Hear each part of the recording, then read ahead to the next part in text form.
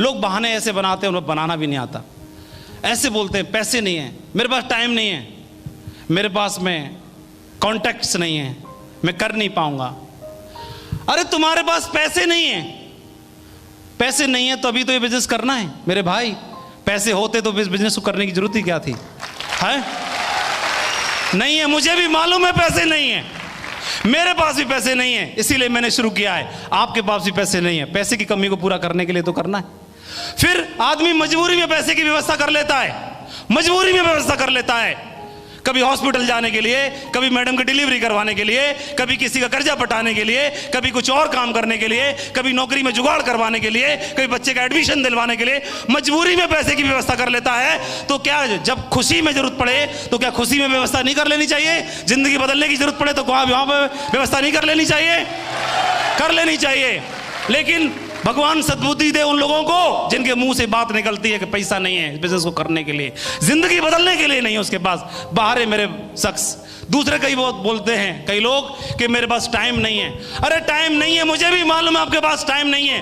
Time क्यों नहीं? क्योंकि पैसा ही नहीं है। पैसे की कमी को पूरा करने के लिए सुबह से शाम, शाम से सुबह, सुबह से शाम, शाम से सुबह लगे रहे 15 साल हो गए, अगले 15 साल और निकल जाएंगे, तब भी मिल नहीं पाएगा टाइम। क्यों नहीं है? क्योंकि पैसा ही नहीं है। और मैंने अपने लोगों को देखा, इन सीनियर लोगों को 4 से 5 साल में वो लोग डायमंड बन गए। उनके पास पैसा ही पैसा है और टाइम ही टाइम है। पैसा ही पैसा है, टाइम ही टाइम है, पैसा ही पैसा, टाइम ही टाइम है। तो मेरे को लगा कि यार इसमें पैसा और टाइम दोनों कमाया जा सकता है। एक बात और, लोगों ने बहाना बनाया। कैसी बातें बोले? हो सकता है जेन्युइन बात हो। उन्होंने बोला कि मेरे पास कांटेक्ट नहीं है, मैं कर नहीं पाऊंगा, मैं कर नहीं पाऊंगा, मैं कर नहीं पाऊंगा, मेरे बस की बात नहीं, हमसे नहीं हुआ तो। अरे आपको कैसे मालूम आप कर नहीं पाओगे? क्या पता आपको आप कर पाओगे कि नहीं कर पाओगे?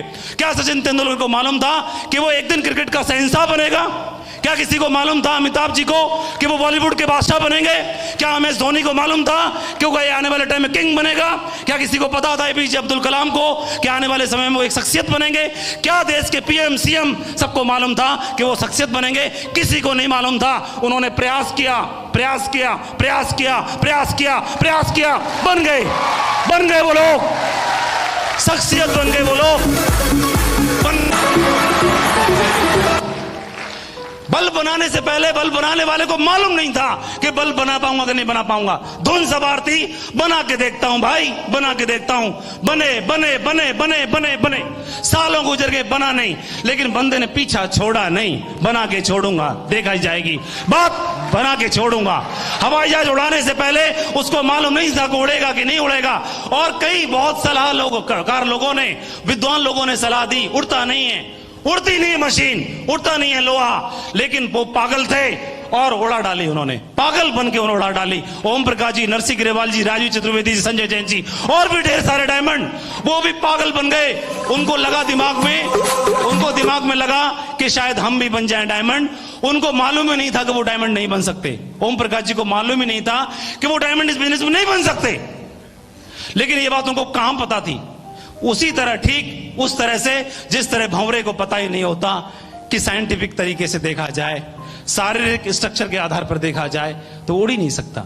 लेकिन उस पगले को ये बात पता ही नहीं है और अनजाने में उड़ता रहता है, उड़ता रहता है, उड़ता रहता है। और ओम प्रकाश जी को, ग्रेवाल जी को, चतुर्वेदी जी को, बाकी लोगों को मालूम ही नहीं था कि वो डायमंड बन नहीं सकते। और अनजाने में वो लगे रहे और डायमंड बन गए। उदाहरण पेश कर दिया पूरी दुनिया के सामने, पूरे हिंदुस्तान के सामने, हम बन के दिखा दिया, आप भी बन सकते हो। रास्ता खुल गया सभी लोगों के लिए, रास्ता खुल गया सभी लोगों के लिए, खुल गया सभी के लिए, सबके लिए रास्ता खोल दिया। डायमंड बन के दिखाया सकता है। और दोस्तों, हमने उनको देखा इस बिजनेस में डायमंड बनते हुए। एक ही दिमाग में भूत सवार था, डायमंड बनना है चाहे कुछ भी क्यों ना हो जाए। और मैंने जिन 35 लोगों को प्लान दिखाया, उन्होंने जो बहाने बनाए तो बनाए, कोई फर्क नहीं पड़ता, मैं लगा रहा। उन्हीं 35 लोगों में से एक मेरे साथी थे जो स्कूल में पढ़ाया करते थे, डॉक्टर साहब थे, प्रिंसिपल थे जिस स्कूल में पढ़ाता था वहां के। उन्होंने आकर के बिजनेस को ज्वाइन कर लिया। लेकिन दोस्तों, इसको ज्वाइन करा के बिजनेस में लाखों की टीम बन गई। वो आपके सामने वो शख्स विजयपाल जी के रूप में यहां पर क्राउन बन के बैठे हुए हैं।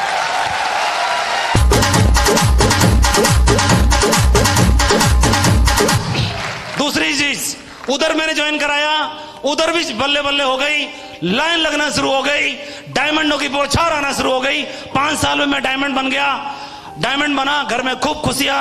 कर्जे की बात छोड़ो, अलग कर्जे को जड़ से उखाड़ के फेंक दिया, सबका हाथ खत्म खत्म खल्लास। घर में पैसे करता, ऐसे करके घर में कार, मोटरसाइकिल, ये वो, पक्का मकान, ये मकान, वो मकान।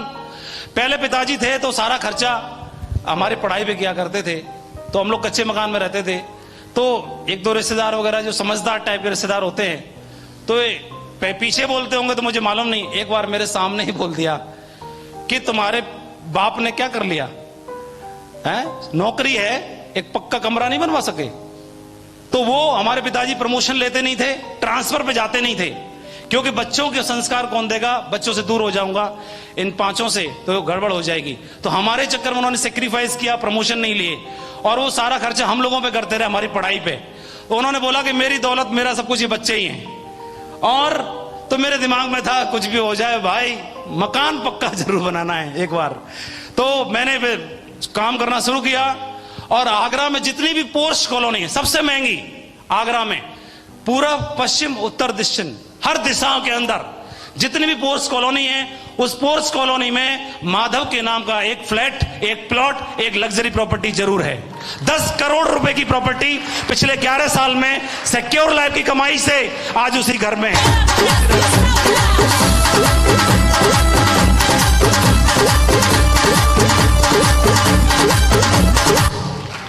सबके ताले लग गए, सब कुछ हो गया। मैं डायमंड बनने का सपना देखा था, मेरे को कई लोगों ने सलाह दी, डायमंड भाई डायमंड, हंसते थे। डायमंड दूर से देखने की चीज होती है, बनने के लिए नहीं होते, ठीक है, इतना ऊंचे मत उड़ो। डायमंड बनने के लिए नहीं होता, ऊंचे उड़ने के लिए नहीं होता, दूर से देखने के लिए होता है। विरले लोग होते हैं, इक्का दुक्का होंगे और कैरियर बर्बाद हो जाएगा, जिंदगी बर्बाद हो जाएगी, बनने के लिए सोच भी मत लेना। जिसको ये सलाह दी मैंने ध्यान नहीं दिया, मैंने सिर्फ ऊपर वाले का धन्यवाद, भगवान का धन्यवाद, मेरे घर वालों का धन्यवाद, पेरेंट्स का, सिक्योर लाइफ के डायरेक्टर्स का बहुत बहुत धन्यवाद, मेरे सभी अपलाइनों का बहुत बहुत धन्यवाद। और इस शानदार सिस्टम को बनाने के लिए, शानदार ऑर्गेनाइजेशन को बनाने के लिए, शानदार टीम मेरे साथ में सभी लीडर्स का बहुत बहुत धन्यवाद। शानदार टीम बनाने के लिए, उसी के साथ में न बोलो बल्कि वो डायमंड बना, उसके साथ में 100 डायमंड्स का क्लब कंप्लीट होने के लिए जा रहा है। 100 डायमंड। क्यों मैं ही अकेले 8 लाख रुपए महीने का नहीं कमाता, 1 करोड़ 4 लाख रुपए महीने न बल्कि मैं कमाता हूं, मेरी टीम में बैठे हुए यहां पर सभी डायमंड्स आज इस इनकम को ले रहे हैं और अपनी जिंदगी में वो सब शान और शौकत की जिंदगी जी रहे हैं।